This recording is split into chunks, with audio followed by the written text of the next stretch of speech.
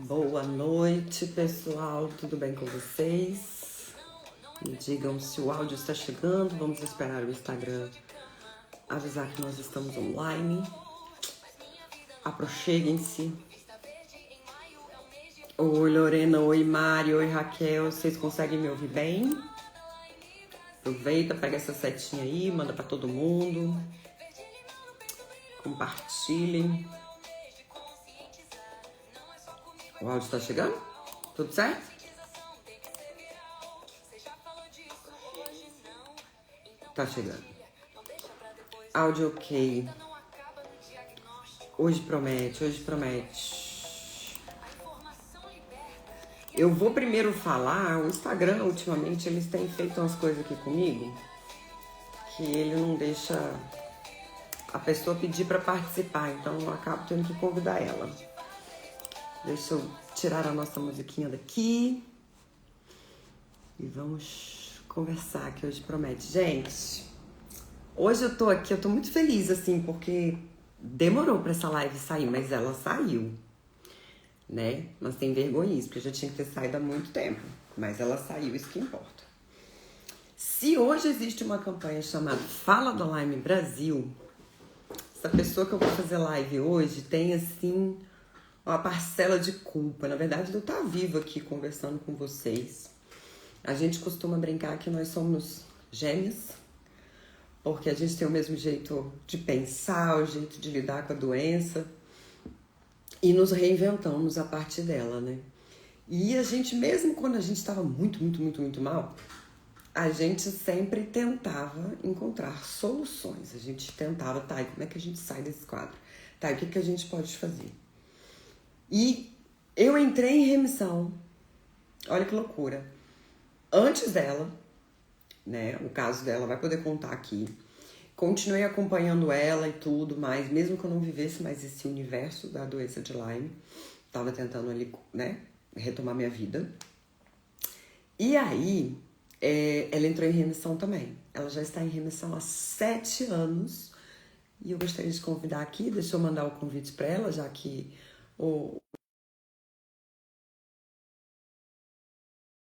conversar com a gente sobre existe vida depois da doença de Lyme? Será que é só a Bia que tá falando isso? Ai, olha ela aí.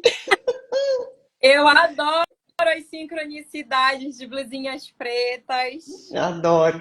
Gente, vai ser conversa de comadre, tá? Mas vocês podem interagir, falar o que vocês quiserem, mas é uma conversa de comadre. É sempre uma conversa, comadre, sempre. Amiga, eu queria te agradecer demais por você estar aqui. Olha só, não podia. Aqui, ó. Eu nunca vou conseguir jogar fora essa camiseta. Nunca. Gente, essa camiseta tem o quê? 10 anos? 11? É 2014, Olha 11, aí, gente. por aí. Hashtag Vida Sem Lyme. Era Fala Brasil, lá de 2014, tá, É, gente?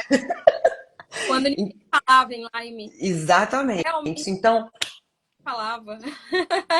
aí a Lorena também tem. É a Lorena Joana, resgatou então, comigo eu vou aí. te apresentar, assim, você, enfim, né? Eu vou falar que você é minha amiga, que você é maravilhosa, que você é Ah, uma profissional única, é uma mulher super inspiradora e tudo, mas eu gostaria que você se apresentasse. Quem é a Joana? Conta pra mim. a Joina hoje é uma pessoa que vive uma vida depois da Lyme, né? Sempre digo, existe uma vida depois da Lyme. A Lyme não é uma bandeira que a gente tem que segurar e viver a doença sofrendo e não, a bandeira tem que ser levantada como você está levantando. A mobilização é para a gente conhecer a doença, lutar pelos direitos, né, daqueles que estão doentes e que precisam de tratamento, mas não é algo que a gente tem que se apropriar e falar eu sou a Lyme. Então eu não sou a Lyme, eu sou a Joina Castro, eu me reinventei realmente. E eu digo que eu me reinvento todos os dias, porque da feita que você passa pelo que passamos, né? Você precisa se reinventar todo dia, você precisa ser uma pessoa nova. Ainda mais depois que você aprende tudo sobre a Lyme. Se vocês estão acompanhando as lives aqui, vocês vão entender que não é sobre antibióticos somente, mas sobre muitas outras coisas que precisam ser modificadas, inclusive nós mesmos, né? Exatamente. E eu acho que é engraçado falar isso. Eu viro pro Dr. Carlos e falo assim: eu acho que a parte mais light do meu tratamento, falando de remédio, Hum, tá?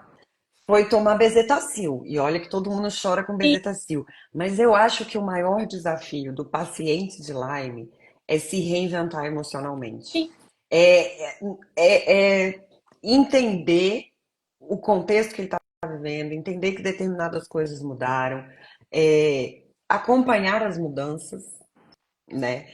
E você viveu isso de maneira assim. Quem tem Lyme diagnosticada há muitos anos, eu vou até dar. Eu falei para ela que eu estava aqui no Facebook procurando relíquias. Sim. Então eu estava achando conversas nossas de 2014. E eu quero falar, gente, para vocês verem como que é doido. Quando eu descobri que eu tinha Lyme, a médica que me diagnosticou, ela falou: tem semana de antibiótico, você tá ótimo, maravilhoso, não dá complicação nenhuma. E, gente, foi literalmente isso, tá? Eu tomei 3 semanas de antibiótico, melhorei? Lógico que não, tive uma reação de resto estúpida e eu comecei a piorar. Naquela época eu estava fazendo campanha na igreja e eu lembro que eu botei no pedido, assim, da Filipeta, era cura para a doença de Lyme. Era tipo isso, assim, eu não entendia nada da doença. E o meu quadro foi piorando, meu quadro foi piorando, foi piorando, foi piorando, até que eu encontrei um neuro que falou: opa, pera, doença não é tão simples assim, não. Acho que, acho que quem falou isso aí já tá sabendo muito. Mas resumindo, eu consegui fazer o tratamento. E aí eu lembro o dia que eu falei assim: poxa Deus, mas eu tava pedindo a cura pra doença, né? Aí tu vem e bota um médico que diz que não é bem assim. E aí, logo em seguida, que esse médico falou isso pra mim, eu encontrei o perfil da Joane. Vida sem Lyme. O Vidas Sem Lyme. E eu falei, uai, gente. E a médica que me diagnosticou, ela foi assim, categórica. Eu só sei que você tem Lyme porque você saiu do Brasil. Tá? Porque no Brasil não tem. Ah, Então, eu eu já fui abordar a Joana, pra onde você viajou? Pra lugar nenhum. Nunca saí do Brasil, não. estava aqui em Belém do Pará. Eu falei, como assim? E foi a Jona que me fez entender o tanto que a doença era complexa, como eu não podia negligenciar, né? Como eu precisava me conscientizar e que não era só aquelas 3 semanas de antibiótico que ia resolver e que não adiantava eu fazer qualquer tratamento que fosse voltar para minha vida loucamente. Só que ao mesmo tempo que ela me ensinava isso, ela falava, mas você não pode viver em função disso. Só que detalhe, ela me falava isso com um quadro absurdo, que daí é a hora que você começa a contar como é que a Laime cruzou seu caminho. Você nunca saiu do Brasil. Quer dizer, não tinha saído. Na verdade, saí depois, né? Mas assim, É. quando. Na verdade, a minha história ela se misturou com a minha primeira profissão, né? Eu sou analista de sistemas, é minha primeira formação. Então, assim, antes da Lyme, antes dessa vida toda de Lyme, eu era dançarina, eu era esportista. Então, eu era uma pessoa que estava sempre bem, né? Tinha uma alimentação até certo ponto saudável, né? Eu acho que hoje eu como muito mais saudável que antes, mas eu já tinha uma alimentação saudável. E assim, quando eu entrei na faculdade, eu sou analista de sistemas, é a primeira formação, e logo no primeiro ano eu comecei a sentir dores, né? Sentia dores no meu braço direito, sentia um cansaço que não tinha fim. Mas, em compensação, gente, eu trabalhava, estagiava e estudava. Então, eu meio que, tem que doer, tem que incomodar. Sou nova, também sou nova, dou conta também. É isso, eu faço muita coisa. Então, assim, o corpo dói porque eu tô cansada. Então, eu digo que eu meio que me adaptei àquela dor. E eu fui. Normalizou. Se você ver as minhas fotos da época da minha primeira faculdade, é meu braço na tipóia, é o meu braço com um tensorzinho aqui no punho, é aquelas luvinhas, sabe, que tem um negocinho aqui no meio, assim, pra te não dobrar o dedo. Aham. Programava, eu estagiava, eu trabalhava, eu pegava ônibus, eu carregava livro, sentindo dor. Porque aquilo era meio que, sabe, eu fazia muita coisa, então era meio que normal. Só que chegou um tempo que eu comecei a passar muito mal, eu comecei a ter crise de dor intensa. E aí a gente começou uma saga, assim, eu e minha mãe, a gente ia pro nosso plano de saúde lá, chegava lá, isso é emocional. Ela não tem nada. que eu sentia uma dor, um incômodo, era na costa toda, era no braço, era uma dor de cabeça, era uma fadiga. Então era emocional, era isso, era aquilo. Ninguém dava muita trela, não, gente. Ninguém deu Nem muita ouvia. trela. Não, ninguém ligava. A gente pensa, isso aí é 2000 e... Eu entrei na faculdade em 2001. Só falando em 2001. Então, assim, ninguém falava de Lyme, ninguém tava nem aí, ninguém sabia o que era isso. E eu fiquei de 2001 até chegar ali 2004, quando eu praticamente me junto com o meu marido, e aí engravido, e aí tive uma gravidez super estranha. Minha gravidez, ela cursava com dor no couro cabeludo, dor neuropática, fadiga extrema, minha filha querendo nascer todo dia, eu correndo para urgência. Todo dia eu ia no hospital, a menina queria nascer. Então, assim, foi uma luta. E quando ela nasceu, eu ainda tinha um diagnóstico de dor miofascial, fibromialgia, depressão. Tinha. Gente, eu tenho assim, eu tenho laudos que vocês verem, vocês falam assim, gente, como é que você tem tanta doença? Pois é, tive um monte, segundo os médicos, 200 mil. É. E eu ia vivendo E com aqueles uma diagnósticos. só, a grande imitadora dá conta dessas 200 Não é mil, né?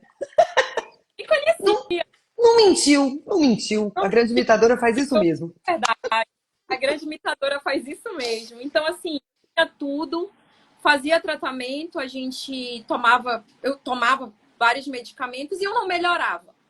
Eu não melhorava, minha vida foi seguindo, eu mudei de profissão, fui estudar farmácia, né? Na verdade, fui ser dona de farmácia, que é uma longa história, fui ser dona de farmácia, tive minha filha, né? E aí, com 5 meses, eu tive uma internação que chamou mais a atenção dos médicos, mas mesmo assim não deram muita trela, né? Que é 2005, 2006. E bom, tive meu filho em 2008. A minha médica que me acompanhava, reumato, disse assim: para sua conta e risco, por sua conta e risco. Eu não teria filho agora, Meu porque Deus. você tem fibromialgia, você tem dor miofascial, tinha tudo, era um combo, sabe? Ninguém excluía nada, só ia acumulando. E aí chegou um tempo que o médico, eu tava com artralgia, minhas mãos ficavam assim, né?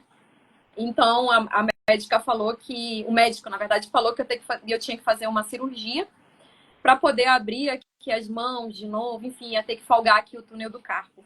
E eu lembro que nessa consulta eu fiz só, e eu voltei de ônibus, eu não conseguia me segurar direito, enfim, cheguei na minha casa chorando e pensando como é que eu tinha tido 2 filhos, né? E agora como é que eu ia cuidar de um filho que a minha mão não ia poder mais mexer, eu não ia poder mais ter a minha profissão. O médico neuro falou para mim que A mão nunca que não podia mexer, olha. Tô a mão adorando. travadinha assim. E aí ele falou que nunca mais os meus dedinhos iam abrir, que nunca mais ia fazer, que eu precisava de uma cirurgia que eu nunca fiz. Essas mãozinhas que hoje ela usa muito para curar pessoas. Isso, e era, enfim, eu voltei para casa muito triste, assim, eu acho que foi quando a gente desabou mesmo, porque a gente percebeu que e assim, já envolver cirurgia, né? Uma coisa que, como assim? Bom, e daí, gente, foi assim, ladeira abaixo, porque depois de um tempo a gente já vai dar um salto aí, lá para 2011. Chegamos em 2011, meu filho nasceu em 2008. Então, 2011, eu já estava, assim, alternando entre viver no hospital, ficava 15 dias, 20 dias, saía, voltava para casa, fisioterapia, acupuntura, massagem, água quente. A minha mãe passava a noite esquentando, assim, água, pegando pano, espremendo e botando nas minhas articulações. A gente já tinha tentado tudo, e eu não melhorava, né? 2011, 2012. Aí eu inventei ainda de fazer o vestibular para farmácia, no meio de tudo isso. Falei, eu vou fazer vestibular para farmácia. Olha só que legal, vamos ter uma profissão de novo, vamos estudar farmácia. E me joguei. Recebi o resultado que eu tinha passado em farmácia e recebi o resultado do hospital, que eu tinha tido uma internação, que eu tinha Lyme. Tudo junto. Ali em 2012, né? Sabia que eu tinha entrado na faculdade, mas entrei na internet, fui olhar o que era a tal da doença de Lyme. Deixa eu fechar aqui. Fui olhar o que era a tal da doença de Lyme, dizia que bastava tomar 21 dias de doxiciclina e eu estaria curada. Eu falei, vou cursar a farmácia, gente. É só tomar Ótimo. tudo isso que eu sinto vai se resolver.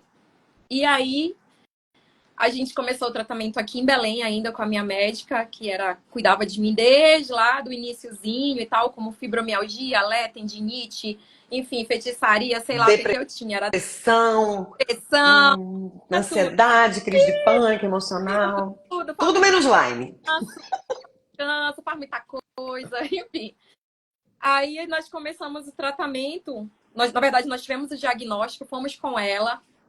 E aí ela falou assim pra gente que a doença de Lyme não existia realmente aqui no Brasil, que a gente ia precisar falar com outros especialistas daqui de Belém que já tinham tido contato com a doença de Lyme. E nós fomos nesses especialistas. Enfim, começou uma saga, ninguém acreditou que era Lyme. E falaram que não era Lyme, que era resultado cruzado, né? Eu tinha feito pelo método ELISA. E ELISA realmente pode ter, né? Pode acontecer, enfim. Sim. Mas assim, de princípio falaram logo que não era, apesar de eu estar toda manchada, tinha vários eritemas migratórios. Eu já estava ali, quando a gente chegou nesse diagnóstico, eu tinha dificuldade para andar. Eu tive, logo depois do diagnóstico, eu tive perda de memória. Então, assim, eu estava bem ruim, mas eles. É só tomar Dox. A gente tomou os dias de Simone tá Dox. falando aí, mesma coisa. Ó. É. Viu, gente? Não Terminou. é especial, gente, é com todo mundo. É com todo... Eu sempre falo, a história do Lyme para todo mundo é meio que igual. Ela cursa muito, né? E aí, É quando um gaslight ali misturado com emocional, que eu não faço a menor ideia, e no final das contas é tudo simples, né? Que não cheguei, é bem assim. O era... roteiro é mais ou menos isso. a gente eu fiz a Doxy 21 dias, entrei na reação de hash, piorei, fiquei horrível, né? Parecia que eu ia morrer. E também ninguém me explicou o que era a reação, que aquilo ia acontecer, que eu ia piorar, então eu piorei muito, porque além da Lyme, eu tive Babés e Bartonella. Então eu não fui premiada uma vez, eu ganhei Sim. logo, segura aí. Então eu tive reação de tudo. Não conseguia andar, não conseguia. Gente, um dia desse eu estava mostrando, esses dias agora, 2 dias atrás, eu estava mostrando um laudo do doutor Natalino Yoshinari, que foi para onde eu fui. Depois eu fui para São Paulo, né? A minha médica falou, Joina, eu tenho uma paciente de Lyme aqui em Belém, ela já está em remissão, mas seria interessante você ir em São Paulo e falar com o pesquisador da doença, que é o doutor Natalino Yoshinari, é um conhecedor, um pesquisador da doença, ele conhece a fundo e ele trata muitas pessoas no Brasil. Né? Primeiro não era Lyme, depois ela citou que tinha Lyme É, e inclusive tinha um pesquisador, inclusive ela tinha outra paciente. e que a gente tinha que investigar mais um pouco, né, para poder fechar o diagnóstico, enfim. Quando eu cheguei, gente, assim, quando eu cheguei em São Paulo, na consulta com o doutor Natalino, eu entrei, ele me recebeu assim, bom, Joina, você está na fase final da doença de Lyme. Eu fui recebida dessa Ele era maneira. fofo. Ele era fofíssimo.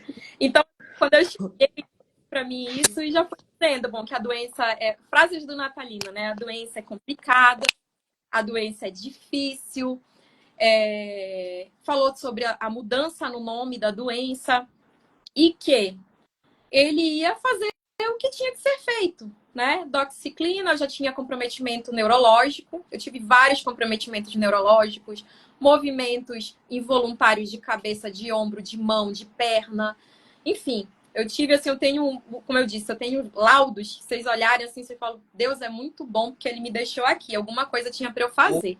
Que o meu lado Muita. era tranquilo. Não, não era só uma mãozinha torta, não, era tudo bagunçado mesmo. Então, quando eu cheguei, ele falou: você já, todos os sintomas que a Laine poderia fazer, ela já fez. Parte neurológica, cardíaca, muscular, articular, infecções diversas eu tive. E às vezes tudo ao mesmo tempo. Então, chegamos lá, ele conversou comigo, falou que eu estava nessa fase, começamos o tratamento lá em São Paulo. E foram 2 anos em São Paulo, indo e vindo para Belém, né? A gente ia lá, fazia o tratamento, voltava. Lembrando que lá não é um hospital, então era uma clínica. Era uma clínica. A gente ia até a clínica e voltava para São Paulo, que se eu não me engano era em São Bernardo do Campo, a clínica dele. Então nós íamos até lá, voltávamos e tudo isso tinha que ser de táxi. Não dava para ser de metrô, não dava para ser de ônibus, porque a minha mobilidade ela era zero. Então a gente combinava ali com o taxista, ele tinha que levar e tinha que trazer, tinha que esperar a consulta. Então era tudo muito combinado. Aí uma vez é minha mãe, uma vez é meu marido, a gente se alternava para todo mundo me acompanhar. Mas o tratamento praticamente era esse, era tomar antibiótico, era tomar corticoide e fazer uso também dos medicamentos sintomáticos. Então, Sim. tem uma dor de cabeça, remédio, né? Quando eu fiquei com problema no coração, eu tomei os remédios para a parte cardíaca, neurológica, parte neurológica, e assim eu fui sendo tratada. E com 2 anos de tratamento, eu, em vez de eu melhorar, eu piorei. Então, eu fui desenvolvendo muito mais sintomas, eu fui ficando cada vez mais dependente do cuidado das pessoas. Né? Na época, eu tinha um cabelo pelo meio da costa. Então, de manhã, minha mãe, meu marido, a moça que trabalhava na minha casa, todo mundo tinha que me vestir, me dar comida, me colocar sentadinha num canto, e naquele cantinho eu ficava, porque eu não conseguia andar, tinha que pedir para me levantar, tinha que pedir para me mover. Então, eu ficava ali naquele cantinho. E isso era uma dor 24 horas. Então, entrou a codeína, entrou a morfina, que era para eu poder suportar toda essa dor. Né? Então, foi assim, foram esses 2 anos aí de natalino, que foi uma parte bem...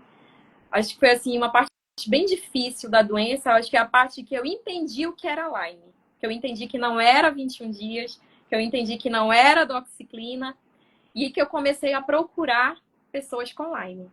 Né? Na época a gente não tinha WhatsApp, não Era tinha grupo de Instagram, Facebook, gente, página de Facebook. Orkut, né? Me entregando. Mas a gente só tinha o quê? O Facebook. Então eu procurava ali de vez em quando, se tinha algum grupo de Lyme, não tinha. Eu procurava pessoas que estivessem falando sobre a doença, a gente também não tinha grandes informações.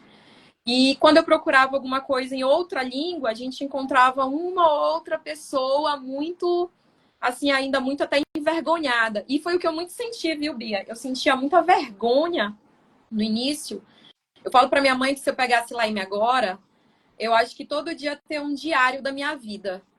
Eu ia postar tudo, eu ia mostrar tudo. Mas naquela época, como todo mundo dizia que a Lyme não existia, para mim era muito difícil, entendeu? Era muito difícil até me expor.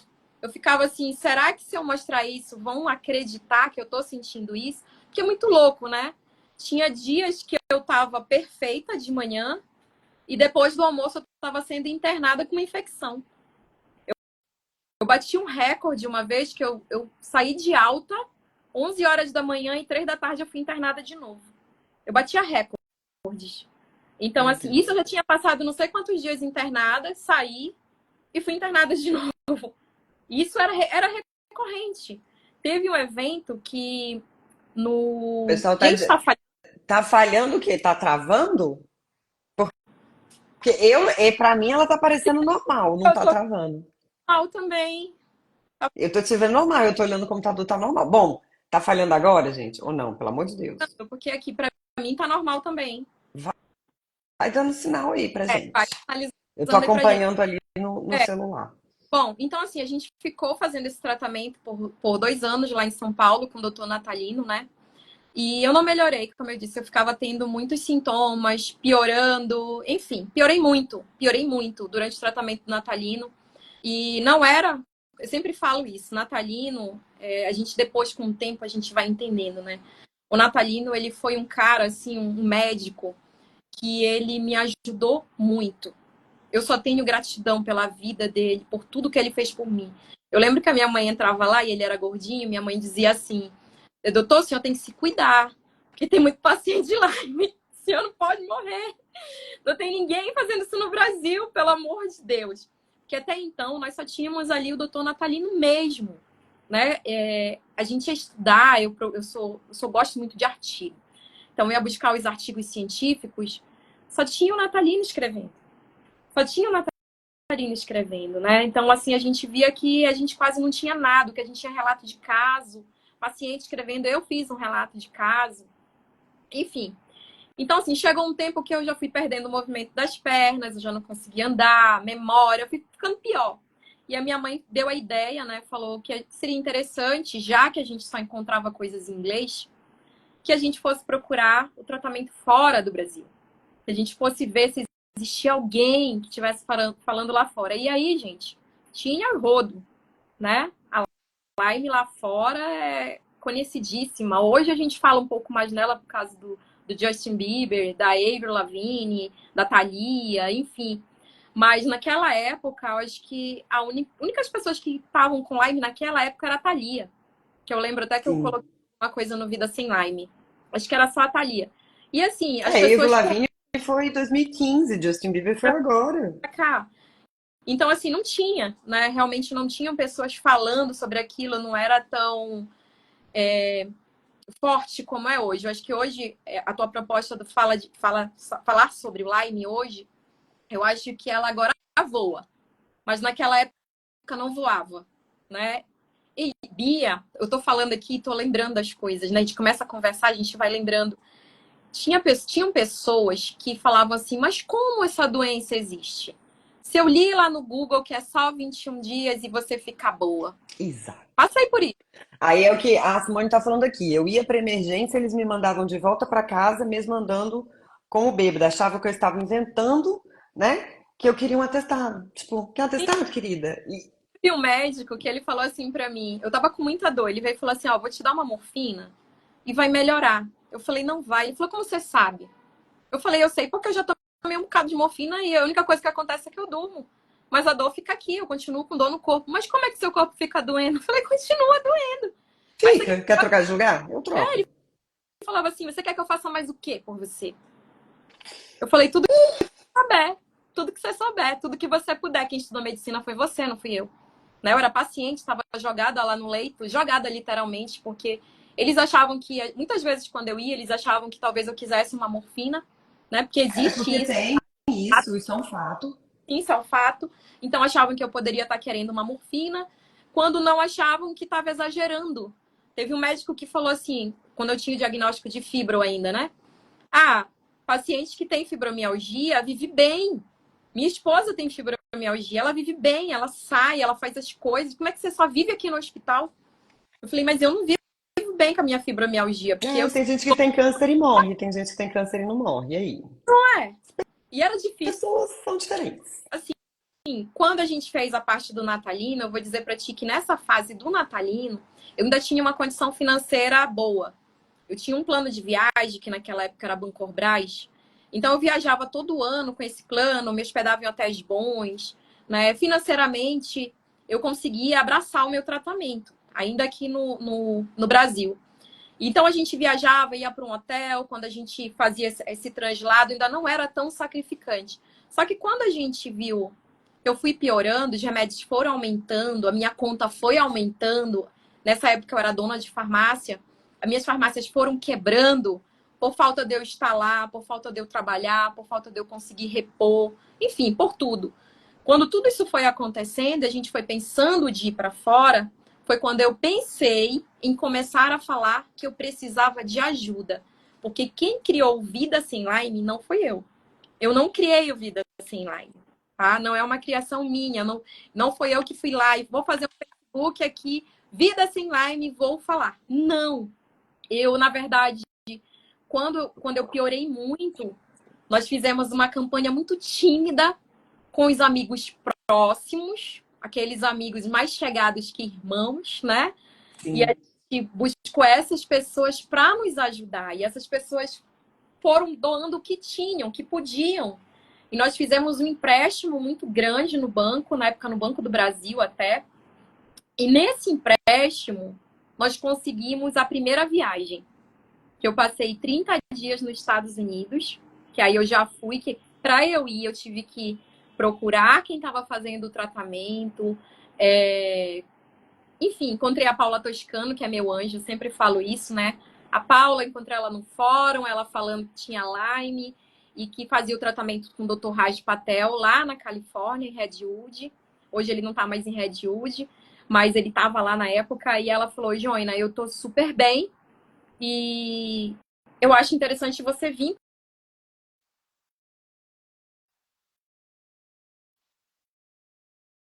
dentro do Brasil. Falou do CDC e da ILADES, até então não conhecia, não sabia nem que ILADES era essa.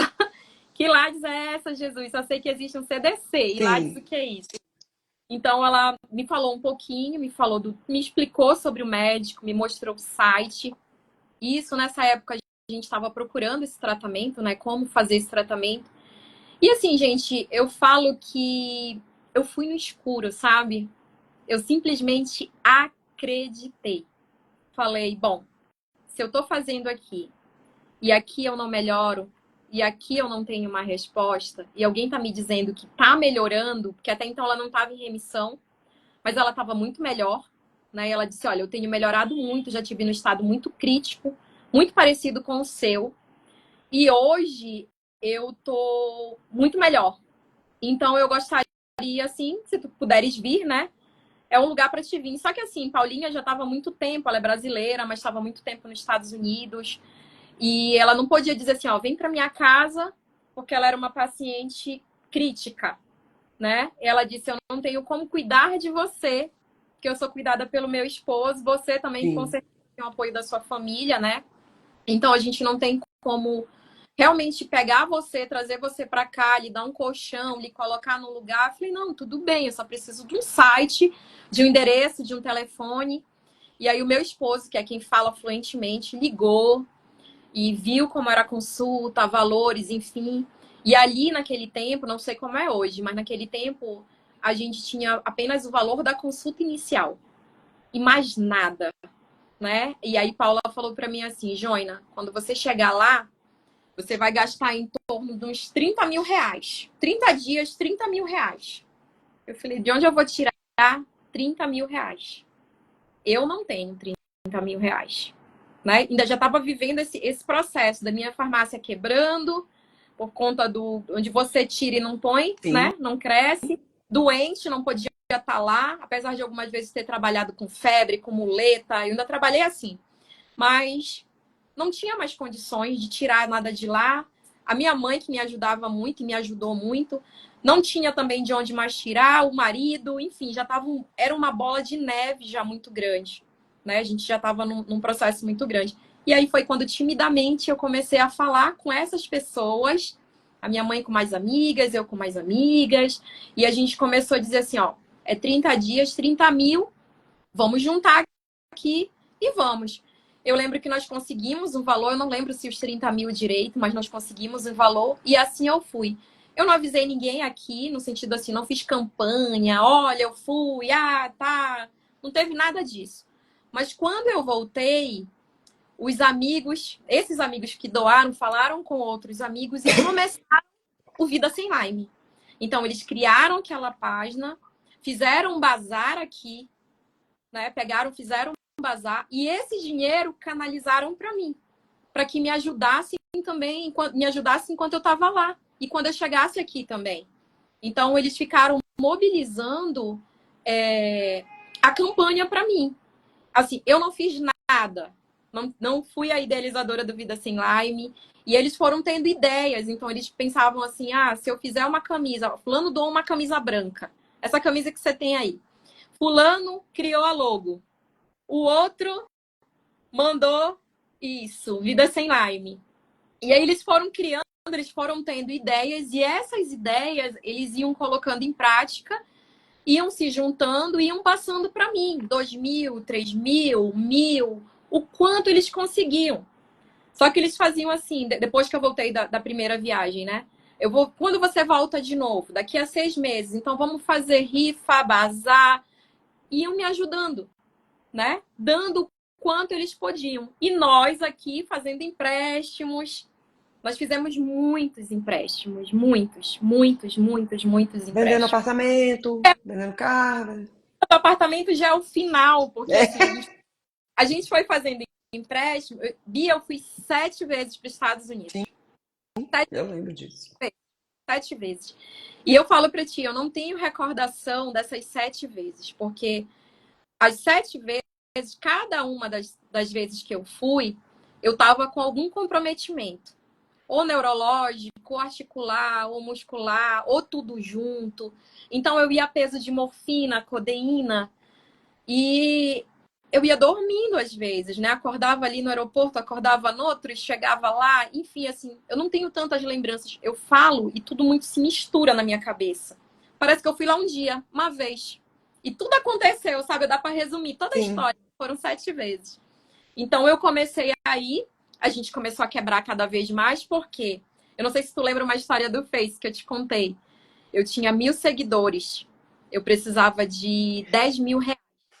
E aí eu escrevi lá, bom, se cada um doar 10 reais, eu vou conseguir o dinheiro e vou conseguir viajar, né? Eu fiquei assim, poxa, se todo mundo doar e tal. Mas o que eu tinha de retorno muitas vezes era assim, mas por que você não procura o SUS? O SUS não faz esse tratamento? Por que você não entra com um advogado que te represente, que lute pelos seus direitos? Essa doença existe fora do Brasil, alguém deve conhecer.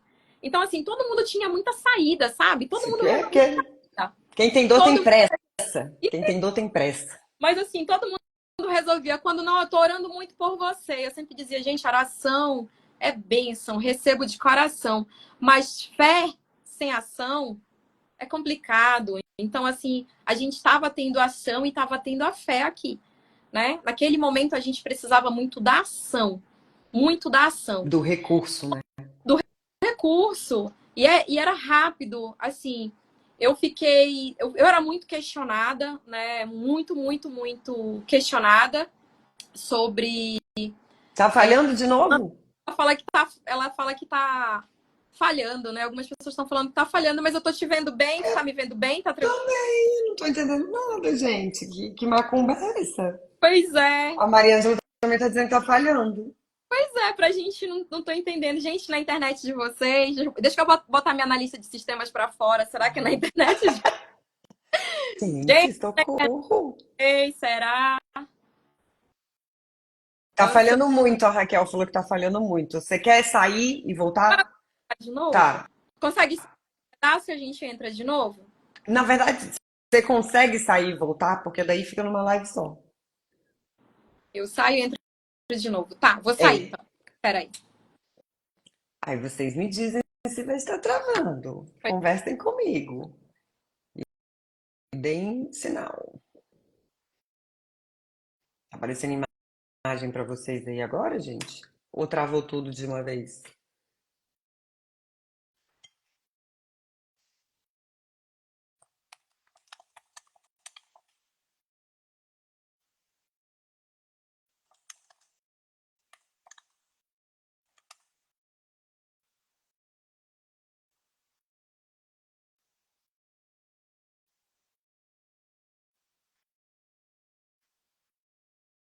Então eu vou sair e eu volto. Vocês voltem comigo.